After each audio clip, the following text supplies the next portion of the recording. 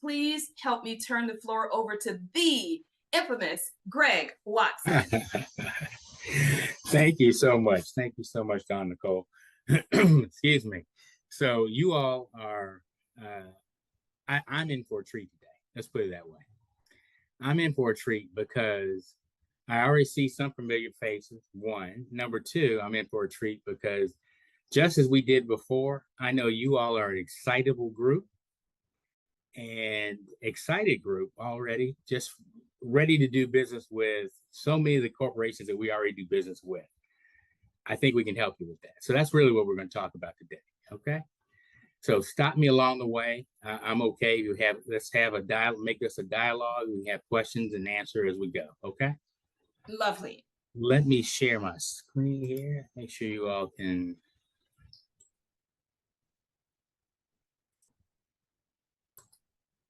So I'm going to learn from Dawn Nicole. What are you all seeing right now? We see your PowerPoint slide. Okay, wonderful, wonderful. Well, as you can see, what we're going to be talking about today is how we are going to work together powerfully. And the reason for that is this is a powerful, powerful group.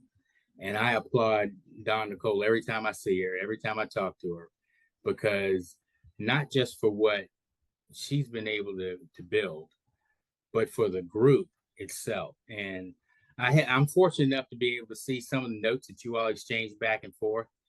And that's a big start. And I'll get into that as we're talking. I'm excited to see what I see. And I want to be able to help you do even more of that and get connected with some of the larger corporations that we do business with. Next, let's see how. All right, so here's what we're going to do. Just very simply, we're going to talk about who we are and what we do.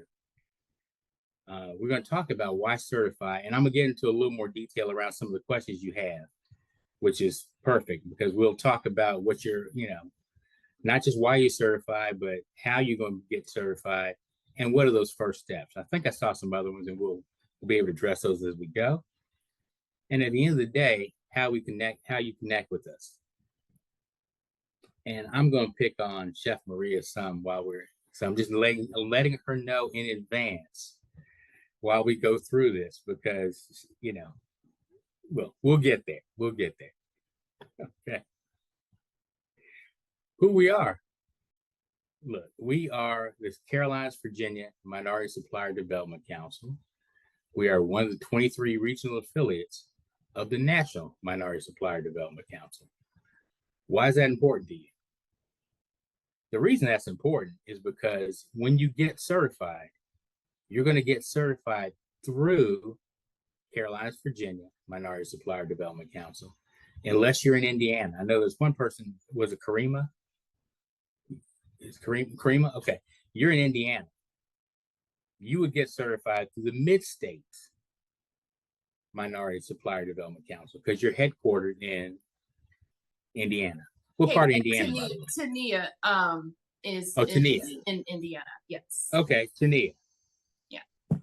So I apologize about that. So Tania, you would get certified through Mid-States. But what ends up happening, you get certified through to become a National Minority Supplier Development Council certified member. So what all that means is, Tania, you get certified through Mid-States. It also means now you can come into Charlotte, North Carolina, for example, and say, hey, I'd like to do business with Duke Energy. Okay, well, are you certified? Yes, I am. You are equally certified because you're certified nationally. That's one of the advantages we hold as well. Is once you get certified by one of the regional affiliates, you're certified nationally to be able to do business anywhere in the country. That makes sense to everybody? Absolutely. Okay. Absolutely. Okay. So what you're saying, Greg, is she can work with any corporation from a corporate perspective across the nation with her certification, correct? Yes, and I'm glad you asked that question. Let me define that a little bit more. Sure. What we call corporate partners are for-profit companies, both large and small. I should say large and smaller. Educational institutions, local governments. So, for example, City of Charlotte or County of Henrico, Virginia, or there's a number of Guilford County. There's a number of corporate partners that we have that are local government agencies. So educational institutions, for-profit companies, local government agencies, and I'm missing somebody. We don't. Healthcare? Oh, healthcare would be considered in the large health within a large corporation. It'll come back to me and I'll mention it. So, who we are. We are the CVMSDC, as I said. And all we do is connect MBEs and corporations to drive economic growth. That's our mission. And the vision is economic parity.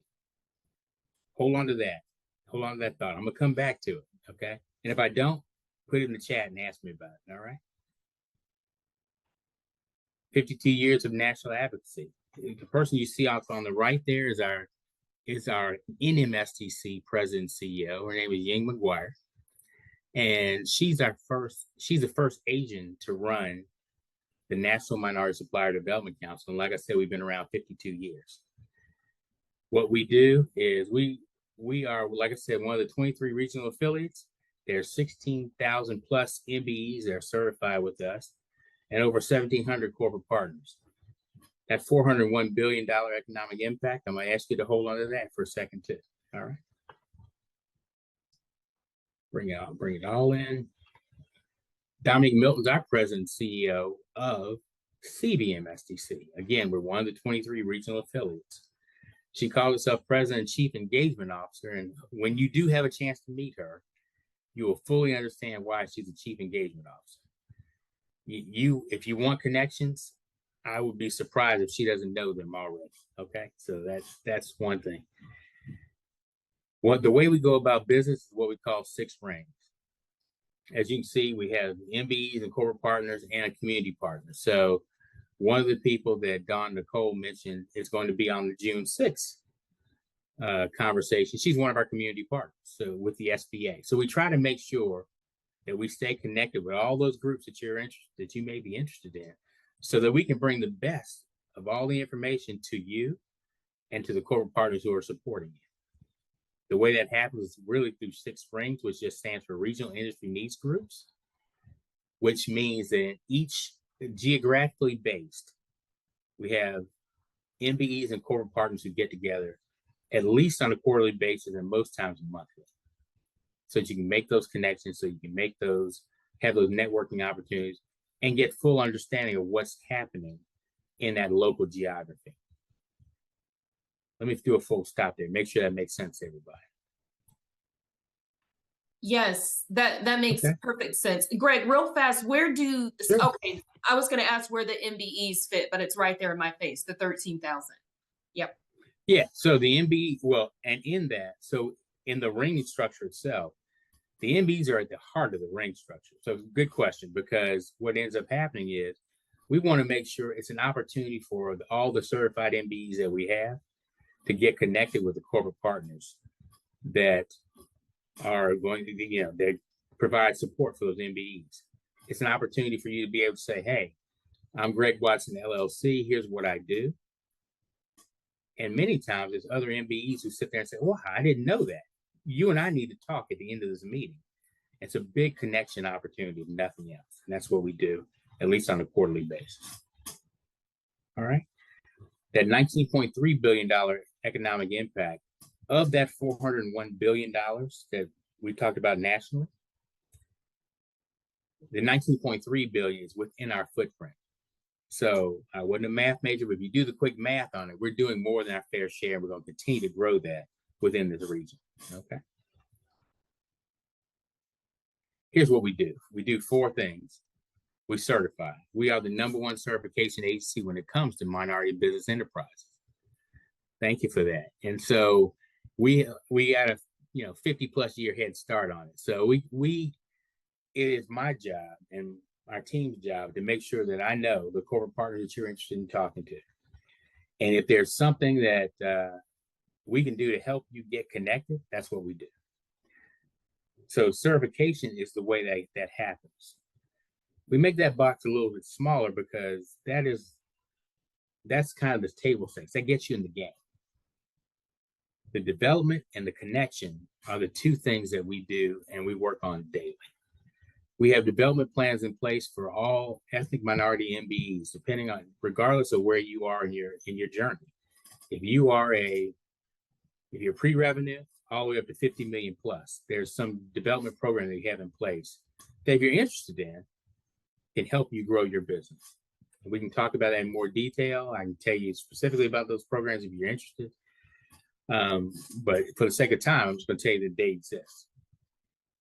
Connect, that's what we do, business to corporation. So we connect you as an MBE to our business, to those large corporate partners that Don Nicole's been telling you about. Also, we also focus on business to business. So I'll give you an example. If you are, BMW is one of our corporate partners. If you make steering wheels for BMW, right? If you put your steering wheel on every X5 going down the road, you can make a lot of money. But you may also need someone who puts the logo on that steering wheel for you. That could be another MBE who's a tier 2, become a tier 2 MBE, supporting BMW, but you're working through that tier 1. You're working through Greg Watson LLC, who's a tier 1 to BMW. We help promote that type of opportunity. And guess what? If you're putting the logo on every steering wheel that's going out on an X5, you're making a lot of money. So just keep that in mind. So it's not always, hey, I just have to be a tier 1 to BMW. I could be a tier 3 or a tier 4. Hey, Greg, we have a question. Please. I just had someone send me a direct message. Can you explain tier 1 versus tier 2 versus tier 3 for the new people? Yes. Thank you. Absolutely. I'm sorry about that. Yes. Good question. So I'm going to continue with that BMW example.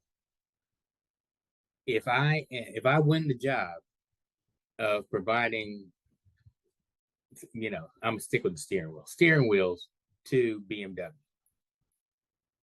And I get to put the steering wheels in the X3, X4, and X5, which is made in South Carolina.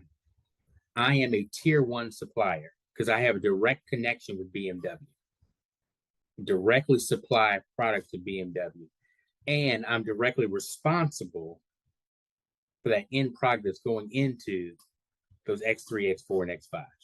So that's tier 1. Tier 2 may be that I'm hiring an MBE to support me because that's something I may do the leather and everything else that goes on that steering wheel. But someone else has done a great job of being able to put the logo on that steering wheel for me.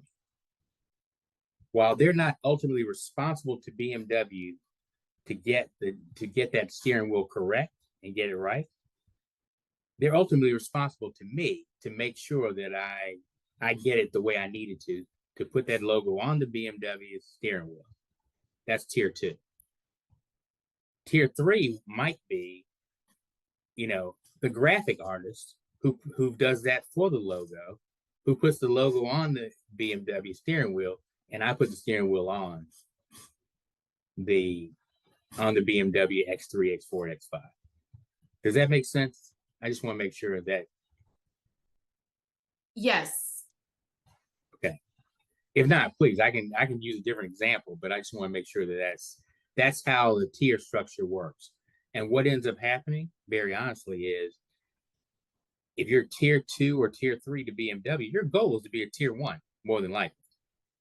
Once you continue to work with them, and once I sing your praises about, you're doing such a great job of getting the logo on this steering wheel for me, you may be able to start pitching business directly to BMW to get that opportunity. Or you can pitch business to other companies and say, I'm a tier 2 supplier of this for BMW, but I can be a tier 1 for you. Greg, this is a great, so I'm going to interrupt because these are answering the questions every single day. Like we get literally hundreds of emails with our member base, and they ask, why is this company asking me how much money, right? How much revenue I can make or how many years? And a lot of them don't understand that to be a tier one, the reason why they want you to have this revenue is to show that you can handle, right? You have the capacity and the bandwidth. And because they're a net 30 pays, you are already showing that you can handle this. Can you just talk about, please, what goes into the decision-making process of how they quantify if you're a good tier one or not? Can you just talk to that, please? Sure, absolutely. Great question. So let me do it like this. If you got a call tomorrow from, just think about, keep picking on BMW because it's visual. You can see X5s going down the road and how many of them you see going down the road in the US. They're made in Greenville, South Carolina. And if you were asked tomorrow, can you supply 1.6 million of X to me because I got to keep my line moving. And if you can't supply that, then I may have to move on to someone else, right? Or if you and Greg Watson LLC partner together, can you all supply that 1.6 million or whatever the number is? But that's a big part of it. And that shows how much, based on that, I can sort of determine that also by the revenue level that you're able to obtain. If you're at if your revenue level is 250,000, I'm going to congratulate you first because that's you have a strong business and you're on your way. But you're probably just not quite ready to be able to supply BMW yet because I may need you to put all $250,000 of your money into a part, which could bankrupt you if you're not ready to be able to handle what it is I'm needing tomorrow. Is that really great scenario? Continue. That's really helpful. Thank you. Okay. Good. And please continue to ask because I want to make sure that what I'm doing is handling, getting the answers that you need. This is about you today. Okay. So, and what we do is we advocate. So the other thing is while the development connect is what you directly see, what you don't see is all the back shop stuff we're doing. We are advocating on your behalf with those community partners, with the SBA, with other agencies that you may or may not know about, and also legislatively. So a lot of what we're doing, a recent Supreme Court decision just came out that is impacting us, right? Impacting minority businesses, impacting women-owned businesses. We are on various Capitol Hills, working with legislatures to sit there and say, you still need minority business to help you do X, Y, or Z. And we're also working with our corporate partners to sit there and say, I take BMW, I'm gonna stick with them again. Go back to the South Carolina legislature and let them know they can't tell you how to do business, right? And we're going to help them put together what they need so that they can go and push for continued minority business because they're doing such a great job for BMW. It's a whole thing that you don't necessarily see, but it's important to your operations. Okay, I'm gonna keep going unless you all have a question. Okay, that parity piece. I'm not going to spend a whole lot of time here. I'm going to hit you with a major point though. From a minority-owned business standpoint, there is a 333-year gap between, if all else were equal, what you could earn in revenue on your business and what a non-minority, particularly male-owned business would earn today. To catch up, it would take 333 years. However, we don't leave you hanging. We're going to sit there and say, what we're doing is we're going to every corporate partner we have and telling this story.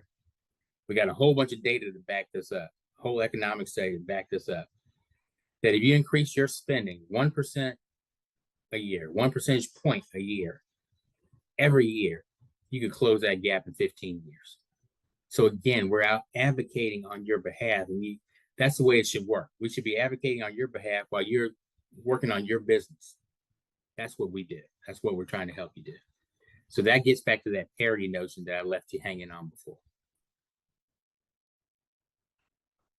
So what can corporations and MBEs do now? First, corporations, we're going out and talking to them about commit to that increased spending target. That can help significantly. Commit to including MBE spending across all categories. You know, historically, it's been this sort of undefined, defined MBE categories. We're saying, no. I want to have a conversation with you about where you're spending your money. What are your KPIs? What are your key performance indicators? What is your company charging you with to deliver on this year? Give us at CVMSDC the opportunity to go find an MBE that can help you meet that need. Like I said, I have a whole slide that I normally show to corporate partners that sits there and says, we have from just within our footprint, we have from billions, from startups to $1 billion revenue companies, and from hot sauce to jet planes and everything in between. So if you can't find it within our region, I got 22 others I can go and help you find what you're looking for. That's why we sit there and say, I don't want to know just what you think are the spending categories for MBEs. I want to know what you're spending money on, and let me go find an MBE to help you build your business. The other thing we talked to them about is, what if you were to, if you really want to help MBEs, look at a few things. One, access to capital. That's always an opportunity, right? That's a rhetorical question. I know that's a big one. The other thing is access to your customers. If you really want me to help you, I need to know more about your customer than you do. The only way I'm going to do that is I need access to them. So if I learn, I can make sure I'm shaping my business toward that for you and be able to help you gain even more business from those customers you're going after right now. And then thirdly, access to strategic knowledge. What do I mean by that? What if we did an executive on loan program? Took someone from my company, put them on your business for 3 months, 6 months. How much learning would I gain from that? How much better could my business do for your business if I had access to your strategic knowledge? Right? So that's on the corporation side. On the MB side, we got to also have to make sure we're ready. You got to strategically be prepared. I just said you need to be able to understand their business better than they do. Okay, Greg, that's impossible. Well, you can come as close as you can, right? Let me think that you understand my business better than I do. Matter of fact, in some cases, you might. Know your brand. Do not walk into a corporation and say, oh, yes, I can do that. Oh, I can do that too. No, seriously, I can do that as well. They want to know, what is it that makes you better, different, and special? And then you do that to the best that you can absolutely do it. That's going to give you opportunity. Know your customer and client's brand better than they do. Because at the end of the day, that's on the MBE side. Now, because I'm talking to women businesses as well, I want to show you the big difference between what you see here on this slide and when I add the women's businesses in there. Greg, I'm sorry to interrupt. I was trying to wait. Can you, for my knowledge, not mine, but for everyone's knowledge, can you just start by specifying who is eligible to be a MBE? When you say minority business enterprise, that includes who and excludes whom. I don't know if we said that. That's important, if you don't mind. Absolutely. So, as a matter of fact, let me skip to that slide. I'll come back on all this. Thank you for that question. So here's what it takes to be a certified MBE. You have to be at least 51% ethnically minority owned, operated, and controlled. What's the difference? Ethnic minority owned. Believe it or not, for NMSDC, I have to go and prove that I'm African American. I have to be able to show that I have a piece of paper or some type of data that would suggest that I am, no, not suggest, would show definitively that I'm a Black man. Okay, so you have to be 51% owned. That checks the owned box. Operated and controlled. So you can partner with someone. You can partner with a non-minority owned business, and that's totally fine. But if the non-minority is the one who answers all the questions, who's running the day-to-day, who's running the business, are you operated and controlled by the ethnic minority? So the answer would be no. So therefore, you would not be able to be certified by us. I happen to know what, if you're talking with WeBank, for example, you have to be 51% owned, operated, and controlled by a woman-owned business. We have, same with veterans, because we've helped them build all the certification criteria up in their process. The reason for this is we want to make sure that there's no gamesmanship out there and eliminate that, because it's limiting opportunities for you. So that's what we want to make sure we do. And you see, what you see here, Asian Indian, Asian Pacific, Black, Hispanic, and Native American. This is ethnic minority as defined by the National Institute of Health. This isn't just CVMSDC saying, here's how you define ethnic minority. This is defined nationally by the federal government. Okay? You can't, as a matter of fact, and what we certify is we certify for-profit businesses. So unfortunately, if you're a nonprofit, we don't certify those businesses. Any other questions on that? Okay. Let me just go back a few slides. The only point I was going to make here is that whether you're minority or woman, same criteria applies. I just added a W in there. So that's why I think it is worthwhile to have this conversation with you all. Don't have this data for women, but for ethnic minorities, $1 spent with a certified MBE brings back a 1.7x return to the corporate partners. This gets them excited, because I haven't met one yet who's not interested in putting 1.7x return on their books back on the fact that, and bringing up, helping to build up communities in which we work, live, and play. So that's all we're saying here. Now let's get into the certification piece in more detail. As Don Nicole said to you before, so some of you have your WeBank certification. Congratulations on that. Some of you have your 8A, some of you have your City of Charlotte or City of wherever, your hub certification. Congratulations on all that. And I do mean that. Because now when you get ready to do the MBE, the certified MBE certification, a lot of that information is going to help you with ours. So you're way downstream already on getting the certification. And you see what it says here, get all the certifications that apply to you. Because you never know what that corporate partner, what that local state entity is looking for at that particular time. So it goes back to that other point about be prepared. This is one of the ways in which you're getting prepared. With every certification, you get advocacy. We are advocating for you. One of the things that we say is, let us represent your business while you're working on your own business. I need to know your business well enough. I need to know, and here's what I'm gonna pick on Chef Maria. I need to know Chef Maria's business well enough so that I know that she's a pastry chef who has taken her whole strategic approach and has a whole different strategic approach. So that tells me, no, don't just go pitch businesses for her about, oh yeah, I know someone who can do who can go and, make pastries for you.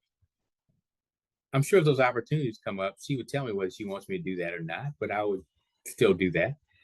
But the real opportunity is she has a whole business plan associated with diversity and inclusion that has worked really well for her. So when I'm talking to other businesses, I can sit there and say, I know someone who can help you. So I need to know what they need. I need to know what you all do well enough to be able to put that together. So let us advocate for you. I just talked about the development. I talked about the connections. And there's like the good housekeeping stamp of approval, because you don't want to go in. We always tell our MBEs, don't walk in the door and say, hey, I'm certified. What do you have for me?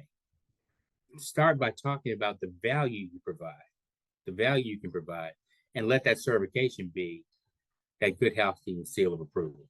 Okay? Now let's talk about, here's some of the certifications. Make sure you get them all. in essence, okay? If we can help you with any of that, let us know. I talked about the criteria. And now, to answer your question about the first steps toward getting your certification, first, go to our website. There's a link there. Go to our website. There's a whole lot of information if you go into the MBE services that talks about what you need to do first, second, and third. Now, I'm going to tell you the secret sauce of all this as well is step number 2. Is to contact our Director of Certification, Margolette Brown. Margolette.brown@cvmsdc.org.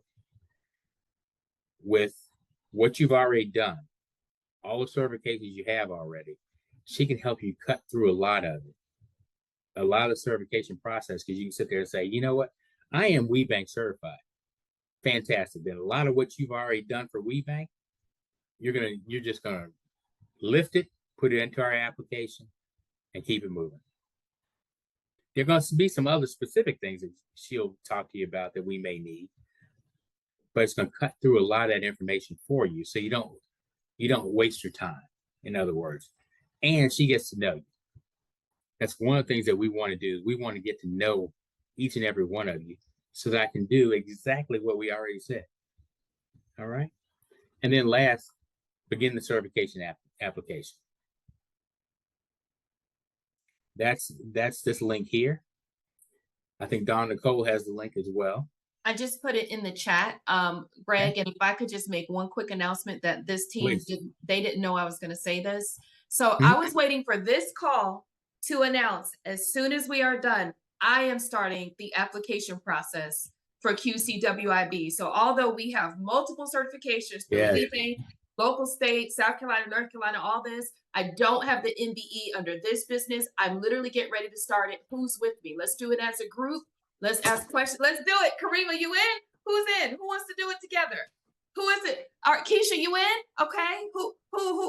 Real quick, Greg. I'm not trying to steal the show. I'm just trying to get this is important. No. We're going to do it together. Awesome. Suzette, I see a thumbs up. Let's do it. Let's do it. Dr. Stephanie, you in? We're going to start the application together. All right, Greg, go ahead. I just had to give you No, this is awesome. That is an interruption worth having right there. No, that's fantastic. And again, Margolette will be able to help you. And you can also reach out to me. While I'm not as versed on this certification application as she is, if there's anything that you need to know, just about anything I've talked about in general, feel free to reach out to me as well. So here's the idea. Right now, I'm so proud of each of you because you're out there owning your own box. This is what you're doing. This person out there, they're fisherman, fisherwoman. They're out there fishing, right? You know, the way we're projecting this is they're doing this for their business. There's nothing wrong with that. This person's gotten so good at it, they decided they want to expand their box. So we have programs in place to help you think through, how do you do that? How do you go from being that fishing person to having your own fleet of ships that do the fishing for you? And what about changing your box? or vertically integrate all the way through. The reason I'm able to put this up there with confidence, because I have example after example after example of people that have started small and have been with us and have grown their business to 25 million, 30 million, 40, 50 plus $1 million in revenue. It can happen. I know exactly. I can list names of companies that have started off small and it has happened for them. And they've done all the things that we've kind of, I won't say instructed, but provided the opportunities for them to do all along. I won't tell you it's easy. I won't tell you that it happens overnight, because it doesn't. It takes time.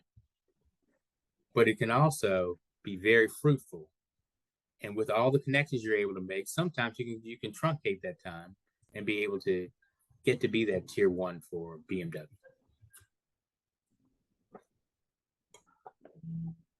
At the end of the day, this is what we want to do.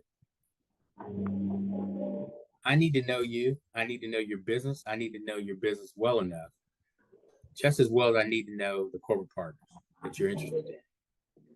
Because what we're trying to do is get you out of this lane with all the traffic and help you get into the express lane. Doesn't mean you can't get there. Doesn't mean you can't get to BMW or Duke Energy or whatever, Clemson University, whoever it is you're trying to work with. Doesn't mean you can't get to them. But wouldn't it be easier if, just as you link in with Don Nicole, if Don Nicole says, hey, you need to talk to person X. That's called a warm introduction, right? It probably helps you get there a little bit quicker. That's what we do. We got 1,700 of them that can help you. And I can help you just like I'm doing this. There's 22 others of me who are out there doing it around the country, and we can make sure that you're linked in with all of them as well. Any questions from me? Other than that, I'm going to say contact me, contact Margillette, particularly Margillette from a certification standpoint. But we absolutely want to do this, and I have about 11 minutes to be able to answer any questions that I have not answered. Ladies, any questions? And then I have a comment that I think is very necessary for this group to hear, because most of these women have asked me before this call, Dawn Nicole, I already have WeBank, right? So Dawn Nicole, I already checked one box for corporate. Why do I need two? And before I pass that over to you, Greg, I just want to personally say, and this is why QCWIB is signing up for another one in the corporate space, is because different certifying bodies like Greg, like CVMSDC, have different relationships. So WeBank, Oma, you got to become a member so you can like really understand what we do. So not putting you on the spot, but Oma, WeBank is the other picture that I just shared. WeBank is like women's business. They certify as well. They're the equivalent of the CVMSDC. So they're like Greg's role, but they focus on certifying women, and that's all women, where Greg's CVMSDC focuses on minorities, men and women, right? Alike. That's correct. So it's the MBE versus the WBE, Oma. And my point is that if you already have your WeBank WBE, the question you should be probably asking Greg is, why do I need the other one at the same time? And I'll start by answering, and then I'll pass it to you, Greg. What I found is each of you have a different depth of relationships, right? Like, for example, I happen to know you all's relationship is stronger with BMW than WeBank's. Why? Because you're right here in this area. All you do is focus on the Carolina, Virginia, right? And I think DC, if I'm not mistaken, which we operate from Southern Virginia to Richmond, Fredericksburg, Norfolk, Virginia Beach area, and then all throughout North Carolina, South Carolina.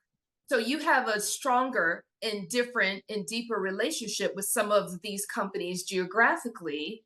And so that's why we should be taking advantage of all of the opportunities in the first box that I showed versus just one lens of opportunity. Plus, I can go on record and say, and Chef Maria, I'm not putting you on the spot, but we know that through WeBank, Well, they talk a good talk.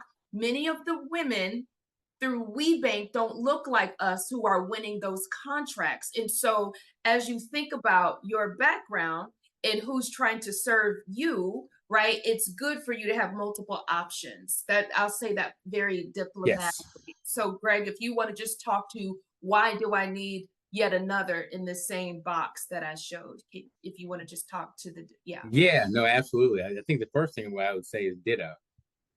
Because literally what Don Nicole just told you is exactly right. You don't know what that buyer is necessarily looking for. Yeah, so if they're looking for all women-owned businesses, that's fantastic.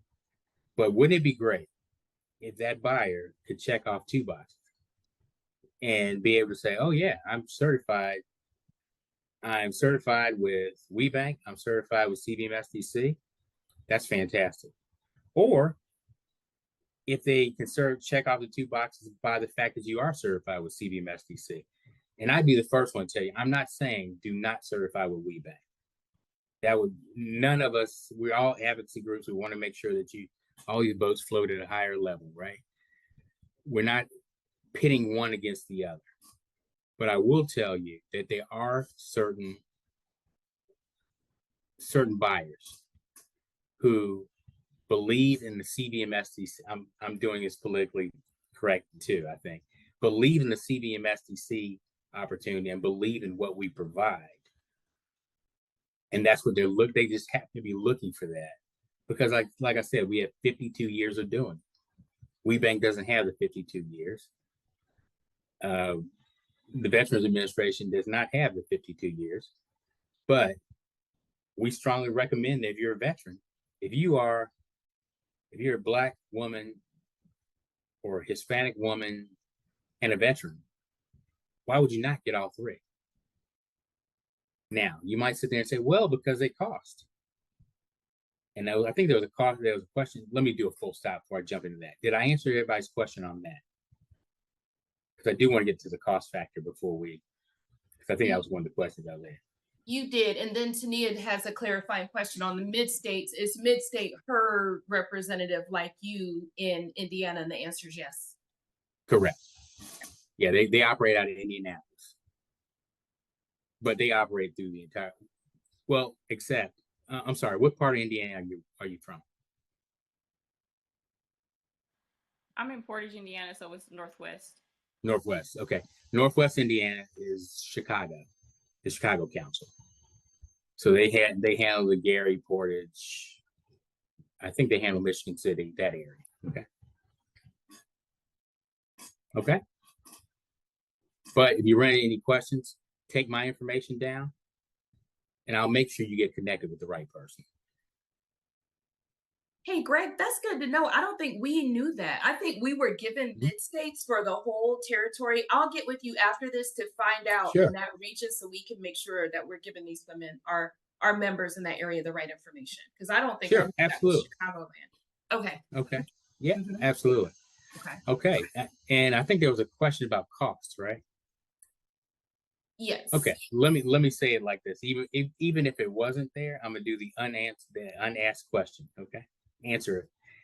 The cost varies and depends on what your revenue level is. If you're less than $1 million in revenue, then the cost for us is $500 to certify. You have to recertify every year. Now, having said that, depending on the time of year, particularly, you can ask Margillette whether or not there's certification grants available. Because many of our corporate partners will sit there and focus in on, we want to help MBs get certified. Because that's how much they believe in the certification. At the end of the day, if money is the reason you cannot get certified, then tell us that. Because let us help you figure out whether or not there's a corporate partner who would want to help you. A lot of times we get money in to be able to do that. At the end of the year, just like anything else, it's a budget. At the end of the year, it may run out to the next year. So we're going to do our best to try to make sure that that's not the reason why you don't get certified. Okay. Any other questions I can answer for anyone? Let me see. I can't see the chat. Let me make sure is there anything in the chat that I'm missing? No, I didn't see any. Okay. But we can ask them, ladies, if you do want to come off mute, we have about 3 minutes left now. Does anyone have any clarifying questions before we get ready to wrap up, or comments? Was this helpful too, by the way? Did you get your questions answered? Anyone? I have a really specific one. Okay. Hi, Greg. Good to see you. Maria, how are you? I'm well. Good. I'm wondering, which corporations, are you aware which corporations in your footprint are still very active in the DEI training efforts? I know with all the legislation going on, people are pausing, pulling back, but Yeah. I don't think I know which ones in your footprint are still aggressively, I guess that's a good word, active. Yeah, no, you know what? You asked a really good question that I will need to do the ones that I would normally reel off are the ones you already know about, but the some of the other ones I'll need to see if they're still aggressively, because I like your word, aggressively doing it. Mm-hmm. And the reason I'm hesitating on that is because one that I would have reeled off a week ago, very honestly, has said that it can't right now. Mm. So we are, and it's a great question. It's something that we're having to shape. We're helping them to shape. They'll remain nameless right now. Sure. But we're helping them to shape their argument against that. And that goes back to the advocacy piece that we don't just let it sit. We don't just let it rest. And we're going to continue to work on that. But for you and anyone else who has questions like that, let me look into it. And I'll specifically get back to you on that. Okay. Okay. All right. Thank you. All right. Hey, Greg. And by the way, a lot of the women said this was helpful. They said in the chat, thank you. One final thing. Can you just talk about how CVMSDC is combating that 6-3 ruling and some rulings around getting rid of DEI? Because we know that where there's DEI talk, this has a direct leg into supplier diversity. Can you just talk about some mitigating strategies you all are thinking through and talking through, please? Yeah, no, exactly. It's a great question. From the NMSDC level down to the CVMS to the regional affiliates, we have been working on Capitol Hill from day one, from the time the Supreme Court decision came down. You know, when they sent out the little idea that it might come down, we started working. We hired lobbyists. We do the whole thing.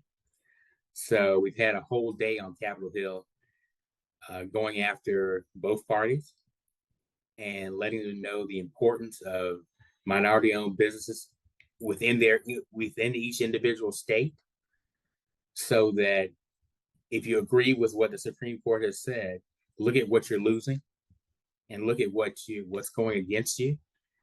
And typically, Congress people do not like to go back to their constituents and say, you know what, I'm okay losing that.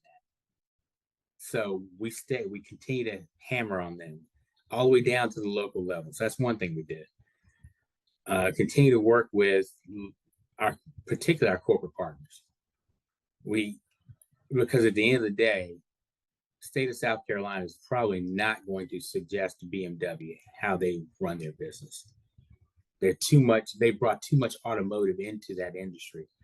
We help remind them of those things. We help provide information for them to show what minority businesses are doing within that state, within that particular footprint.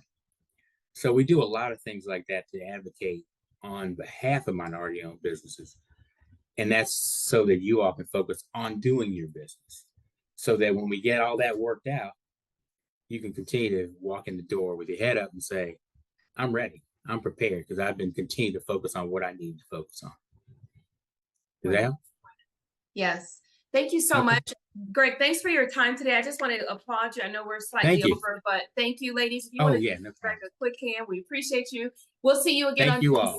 Thank you all. Thank you for your questions, too. Thank you. All right, Greg. Take care. All right. Thank you, ladies. Take care.